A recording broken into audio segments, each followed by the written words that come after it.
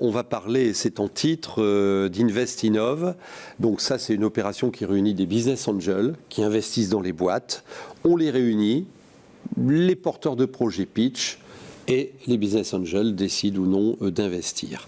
12 startups ont levé 8 400 000 €, c'est pas rien, pour accélérer leur développement. C'est quoi la typologie de ces startups ?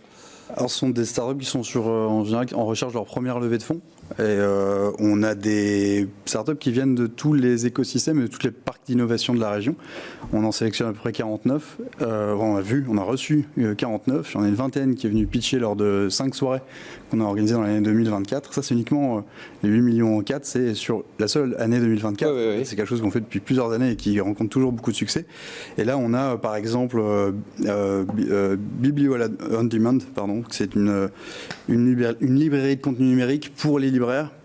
En fait, ils ont des contenus certifiés grâce à cette application-là. Je vois aussi dans la liste Etica Spirulina, on les connaît bien ici, c'est les fermes urbaines de spiruline, bio, et qui a été accompagné par l'incubateur alimentaire, et donc par ce succès de cette levée de fonds-là, on peut dire succès commun d'InvestInnov, de l'incubateur et surtout du porteur de projet Xavier et de son équipe, et donc qui est passé par le dispositif pour rencontrer et puis en fait augmenter le nombre de chances de lever des fonds auprès de business angels et de fonds principalement régionaux.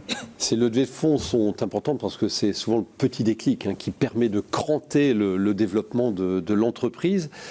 Et quels sont vos conseils à celles et ceux qui portent un projet, parce qu'on n'a pas le droit de faire 2 fois bonne impression, quoi. Il faut taper tout de suite juste dans le mille. Alors c'est pour ça que sur InvestInnov, on les prépare. En fait, quand ils sont sélectionnés, ils ont une préparation au pitch avec des partenaires. On travaille à la fois sur le fond et sur la forme du pitch. Donc il y a ce volet de communication, à réussir cette première communication dans le grand bain devant des investisseurs. Et du premier coup, il y a oui, c'est important.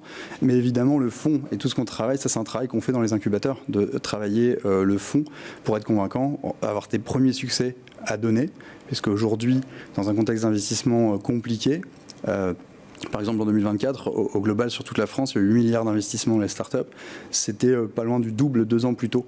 Donc ça se tend. Et pour réussir, il y a toujours de l'argent disponible pour investir dans les startups, mais pour le faire savoir et rencontrer ce succès en levée de fonds, il faut être plus convaincant qu'avant et exiger des valorisations qui sont un peu plus justes. Et donc, on les prépare dans les incubateurs à bien se présenter pour cette épreuve qui est de trouver son premier financement, qui permet de dérouler le plan et donc de pérenniser ensuite l'entreprise. Donc il faut faire un peu preuve d'humilité ou de raison, mettre le curseur au bon endroit, ne pas survendre son projet.